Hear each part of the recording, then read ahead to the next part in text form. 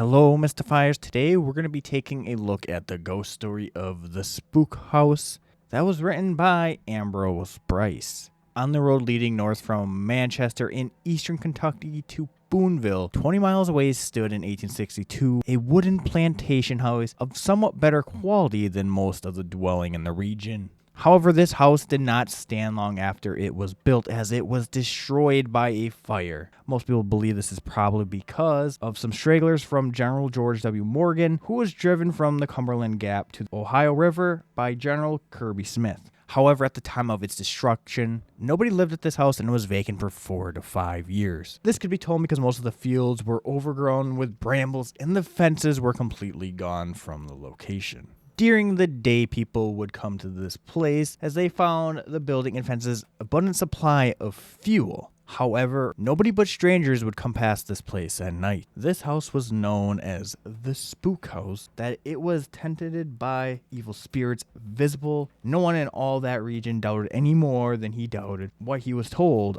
of Sundays by the traveling preacher. The owner's opinion of this place didn't matter, as he and his family disappeared, and no trace of them have ever been found. It's really strange, as they left everything: household good, clothing, provisions, the horses in the stable, even the cows in the field, all as it stood. Nothing was missing except a man, a woman, 3 girls, a boy, and a baby. One night in June 1859, 2 citizens of Frankfort, Colonel J.C. McArdle, a lawyer, and Judge Marion Vi of the state militia, were driving from Boonville to Manchester.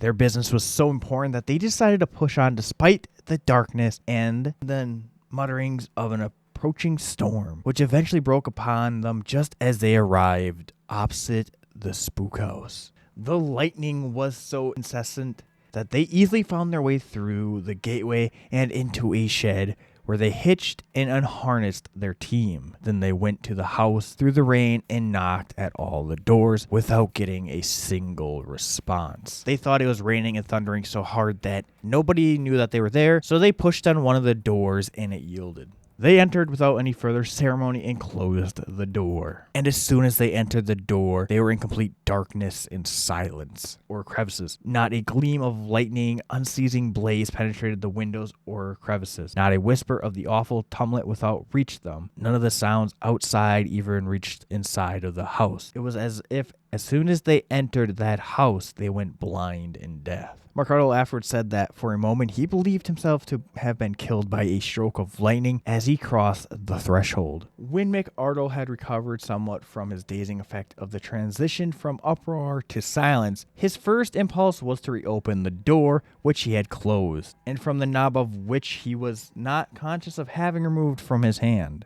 He felt it distinctly, still in the clasp of his fingers. His notion was as ascertained by stepping again into the storm, whether he had been deprived of sight and hearing. He turned the doorknob and pulled open the door, which led into another room. The apartment was suffused with a flint greenish light, the source of which he could not determine, making everything directly visible. Although nothing was sharply defined, eventually though he did figure out what was in that room. What he saw was human corpses. In numbers, they were perhaps 8 or 10. The 8 to 10 corpses, though, however, were just an estimate, as he really did not count them. All he knows is that they were all of different ages, or rather different sizes, from infancy up and to both sexes. All were prostrate on the floor except one. Apparently a young woman was sat up on her back, supported by an angle of the wall. A baby was clasped in the arms of another, an older woman. A half-grown lad laid face down across the legs of a fully bearded man.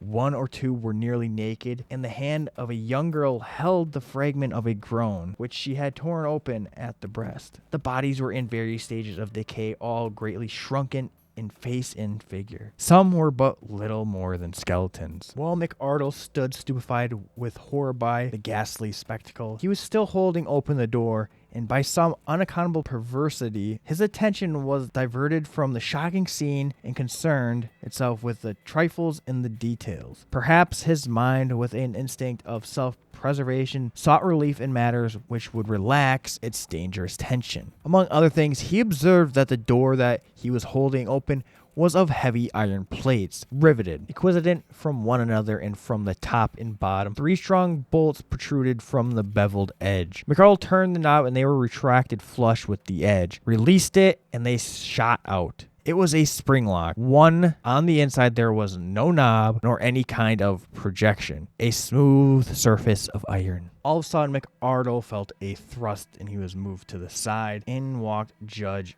Vi. McArdle tried telling the judge not to go in there and let's just get out of this dreadful place. However, the judge did not listen at all, and he quickly walked into the center of the room, knelt beside one of the bodies for a closer examination, and tenderly raised its blackened and shivered head in his hands. A strong, disagreeable odor came through the doorway, completely overpowering me, said McArdle. McArdle's senses reeled, and he felt himself falling and clutching at the edge of the door for support, but then all of a sudden the door shut with a sharp click. And this was the last thing McArdle remembered. The next thing he knew, it was 6 weeks later, and he was recovering in a hotel at Manchester. McArdle arrived at his home in Frankfurt 2 months later, and he learned that Judge Vi had never been heard of since that night. People did go examine this house. However, they could not find the corresponding room that McArdle described. Colonel McArdle died in Frankfurt on the 13th day of December in the year 1879.